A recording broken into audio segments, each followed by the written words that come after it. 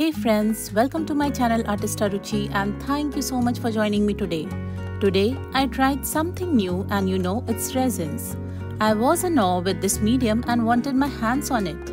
I bought the materials to get started and made few earrings. But as you know, the want is unending and I desired something more than that. Realizing there's no other way to learning other than trying out things, I tried this clock, which I think turned out awesome, isn't it?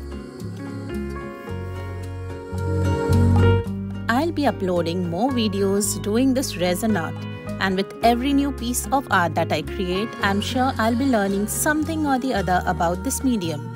And if you are someone like me who is fascinated by this art and want to try, my suggestion is just try it out. I'm sure the outcome will be very satisfying for you to watch.